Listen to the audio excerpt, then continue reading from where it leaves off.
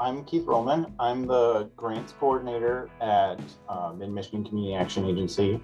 And this year we are performing our community needs assessment, which is a triennial undertaking that we do.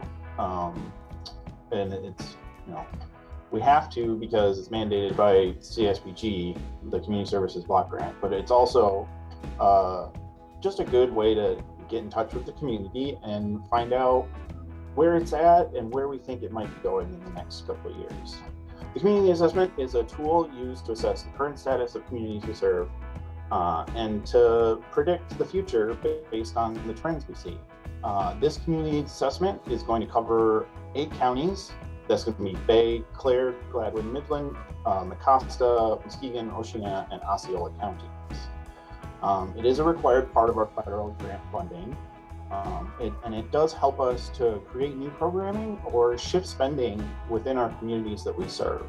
The community assessment also helps us to direct the federal funds that we get from the government, and as well as state and local funds, because it helps us show that we have a need for whatever funding that we're applying for. And there are some programs in the past that have been started directly because of the community needs assessment. I have an example here. In 2018, it was indicated in the community needs assessment that there was a need for assistance with student loan repayment. And so we created a student loan counseling kind of program to help people who either were in the midst of repayment or might be taking on student loans in the future.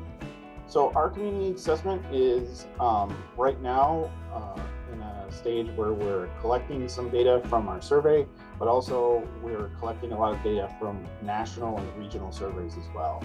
We get a lot of data from the US Census, from places like the Annie Casey Foundation, the Federal Reserve Bank as well.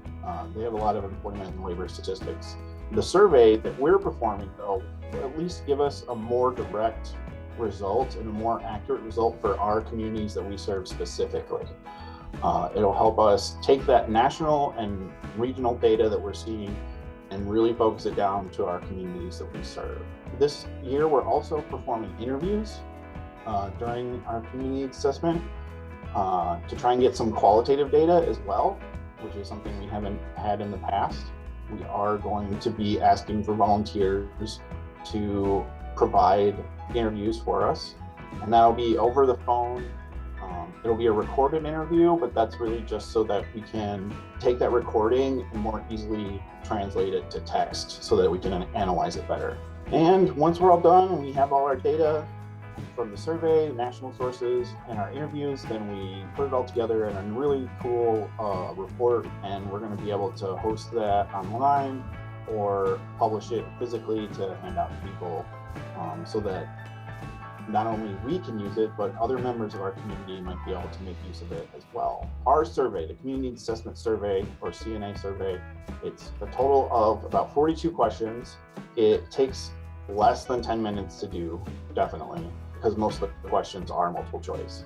It's hosted on our website through SurveyMonkey, and this is the easiest, most direct way to get to there.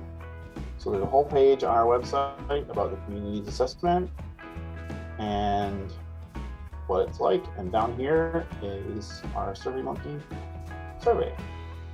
The survey is totally anonymous. It doesn't record any personal information unless someone wishes to volunteer as an interviewee. Then at the end of the survey, they'll be asked to leave some contact information so that we can schedule an interview. Also, every question does have the option to say prefer not to say.